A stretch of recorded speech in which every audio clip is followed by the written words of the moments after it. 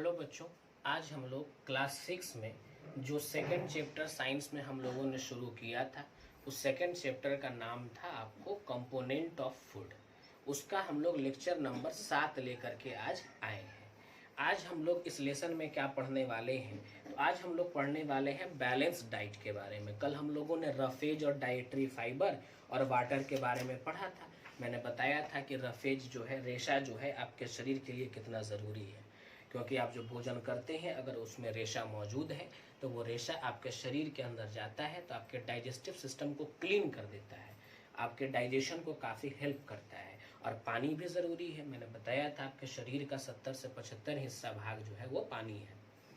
पानी आपके शरीर के टेम्परेचर को कंट्रोल रखता है ना। पानी आपके बॉडी के बैलेंस को बनाए रखता है।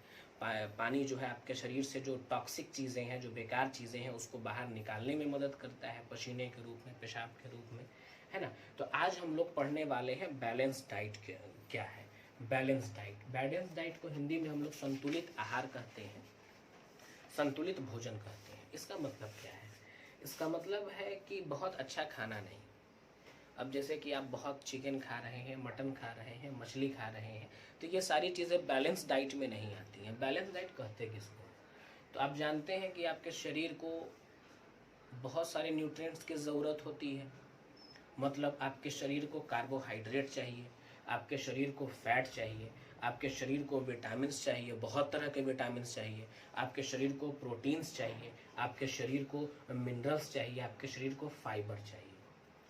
तो आपके शरीर की ज़रूरत के अनुसार जिस भोजन में ये सारी चीज़ें सही मात्रा में मौजूद हैं, उस भोजन को हम संतुलित आहार कहेंगे, बैलेंस डाइट कहेंगे। यानी बैलेंस डाइट एक ऐसा भोजन है जिसमें सभी तरह के पोषक तत्व जो हमारे शरीर की ज़रूरत है, और जितनी ज़रूरत है उतना अगर मौजूद है तो उस भोजन को हम बैलेंस डाइट कहेंगे। यानी बैलेंस डाइट का मतलब बहुत अच्छा खाना, बहुत टेस्टी खाना नहीं होता है।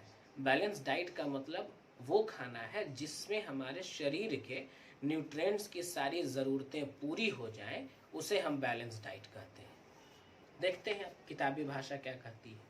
तो एक सिंगल फूड आइटम, एक कोई भोजन में सभी तरह के न्यूट्रिएंट्स हम नहीं होते हैं। अब जैसे कि हम रोटी खाएंगे तो रोटी सिर्फ खाने से उसमें सब तरह का न्यूट्रिएंट हमको मिल जाएगा। रोटी से हमको कार्बोहाइड्रेट मिलेगा, रोटी से हमको प्रोटीन नहीं मिलेगा, रोटी से हमको विटामिन्स नहीं मिलेंगे सभी तरह के। तो किसी एक तरह के भोजन में सभी तरह के न्यूट्रिएंट्स मौजूद नहीं होते हैं जो हमारे शरीर की ज़रूरत है। इसीलिए हम लोगों को अलग अलग तरह का खाना खाना चाहिए, सभी खाना अलग अलग तरह का खाना खाना चाहिए। तो बैलेंस डाइट एक वैसा खाना है जिसमें हमारे शरीर की ज़रूरत के मुताबिक सभी न्यूट्रिएंट्स सही मात्रा में, राइट अमाउंट में मौजूद है। तो उस भोजन को, उस खाना को हम बैलेंस डाइट कहते हैं। एक बैलेंस डाइट कुछ बातों पर निर्भर करता है। मतलब कि जो हमारा बैलेंस डाइट होगा वो आपका नहीं होगा, जो आपका होगा वो एक मजदूर का नहीं होगा। मजदूर को ज़्यादा ताकत चाहिए, तो ज़्यादा ताकत के लिए ज़्यादा कार्बोहाइड्रेट चाहिए, उसके भोजन में कार्बोहाइड्रेट की मात्रा ज़्यादा होनी चाहिए। उसी तरीके से महिलाओं का भोजन जो है वो कुछ अलग होना चाहिए। यानी कि बैलेंस डाइट हर इंसान का एक जैसा नहीं होता है, क्योंकि हर इंसान के शरीर की ज़रूरत अलग अलग है। तो बैलेंस डाइट मैंने बताया कि वह भोजन है जिसमें आपके शरीर के ज़रूरत के अनुसार सभी तरह के न्यूट्रिएंट्स मौजूद हैं, तो उस भोजन को हम बैलेंस डाइट कहते हैं। तो सबके शरीर की ज़रूरत अलग अलग है। हमारे शरीर की ज़रूरत जो है वो आपकी नहीं है, जो आपकी है वो एक मज़दूर की नहीं है, जो एक मज़दूर की है वो एक महिला की नहीं है। यानी कि सभी लोगों के शरीर के अंदर जो न्यूट्रिएंट्स की ज़रूरत है वो अलग अलग है। किसी को कार्बोहाइड्रेट ज़्यादा चाहिए, किसी को विटामिन ज़्यादा चाहिए, किसी को मिनरल ज़्यादा चाहिए, किसी को प्रोटीन ज़्यादा चाहिए, किसी को रफेज ज़्यादा चाहिए। तो सबकी शरीर की ज़रूरतों के अनुसार अगर भोजन में न्यूट्रिएंट्स सभी तरह के सही मात्रा में मौजूद है तो वह भोजन बैलेंस डाइट कहा जाएगा। और सभी लोगों के लिए बैलेंस डाइट अलग अलग होता है। ठीक है, आगे बढ़ते हैं। विटामिन्स और मिनरल्स देखते हैं। तो विटामिन्स और मिनरल्स, जितनी भी तरह के फल और सब्जियां हैं उसमें से काफ़ी मात्रा में विटामिन और मिनरल मौजूद होते हैं। इसीलिए ये सलाह दी जाती है कि आप कम से कम आप जो खाना खाते हैं प्रत्येक दिन, उस खाने का लगभग 5वां हिस्सा आपके फल और सब्जियां होनी चाहिए। 5वां हिस्सा आप दिन भर में मान लेते हैं कि 2 किलो खाना खाते हैं, तो 2 किलो का 5वां हिस्सा क्या होगा? 400 ग्राम। तो 400 ग्राम आपका फल और सब्जी होना चाहिए। एक दिन में आप जो खाना खाते हैं उसका 5वां हिस्सा आपको फल और सब्जी खाना है, ताकि उस फल और सब्जियों से विटामिन और मिनरल्स आपको इतना मिल सके ताकि आपके शरीर की जरूरत पूरी हो सके। आगे देखते हैं। उसके बाद हम बात करते हैं प्रोटीन्स की। प्रोटीन्स क्या है? तो प्रोटीन्स हमको मांस में, मछली में, अंडे में, दाल में, दूध में और दूध से बना हुआ कोई भी सामान में, सब में प्रोटीन काफ़ी मात्रा में मौजूद है। और प्रोटीन हमारे लिए क्यों ज़रूरी है? तो आपको पहले भी हम बताए हैं कि प्रोटीन जो है उससे हमारा शरीर को ग्रोथ करने में मदद मिलता है।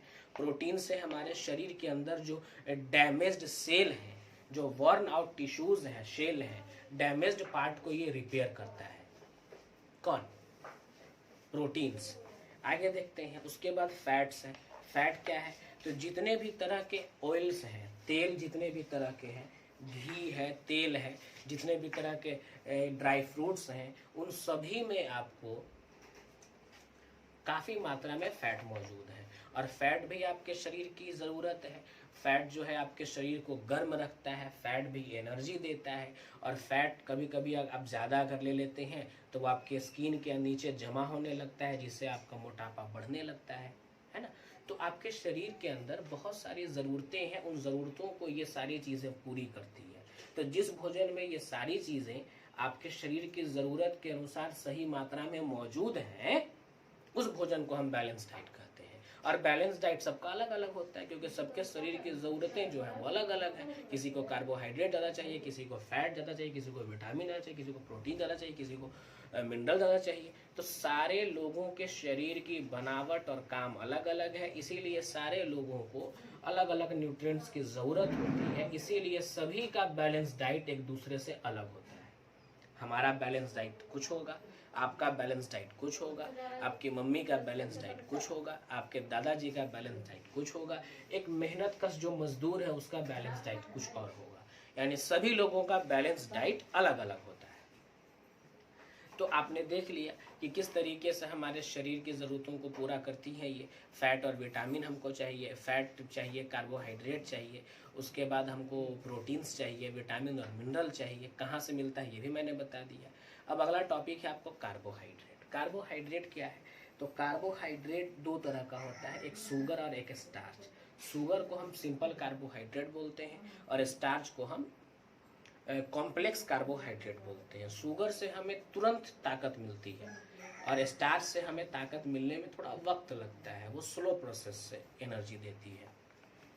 जितने भी तरह के अनाज हैं, रोटियां हैं, इन सभी चीज़ों में काफ़ी आलू है, इन सभी चीज़ों में काफ़ी मात्रा में कार्बोहाइड्रेट मौजूद है। फैट और कार्बोहाइड्रेट ये दोनों से हमारे शरीर को एनर्जी मिलती है, ताकत मिलती है। एनर्जी का मतलब ताकत, क्योंकि बिना ताकत का आपका शरीर काम नहीं कर पाएगा।